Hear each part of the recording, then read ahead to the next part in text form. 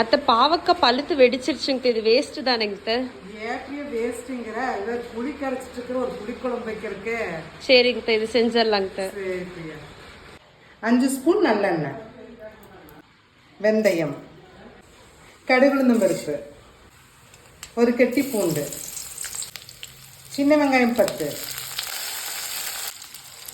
2 தக்காளி பழம், கருவேப்பிலை, பழுத்த பாவக்காய் நல்லா வதங்கி எண்ணெய் பாருங்க திரண்டு வருது.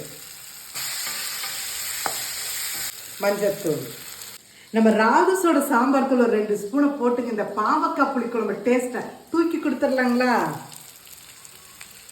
அளவான கல்லுப்பு, பெரிய நெல்லிக்காய் சைஸ் புளிக்கரைசலை ஊற்றிக்கலாம். நல்லா கொதிக்குட்டு எண்ணெய் திரண்டு வர அளவுக்கு வச்சுக்கலாங்க. எண்ணெய் நல்லா திரண்டுருச்சு, வெல்லம் போட்டுக்கலாம்.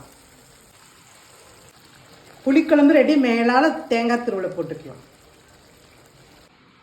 ஒரு வாரம் வச்சிருந்தாலும் கூட இந்த புளிக்குழம்பு கெடாதுங்க. செம டேஸ்டா இருக்குங்க. ட்ரை பண்ணி பார்த்து எப்படி இருக்குன்னு கமெண்ட்ஸ்ல சொல்லுங்க.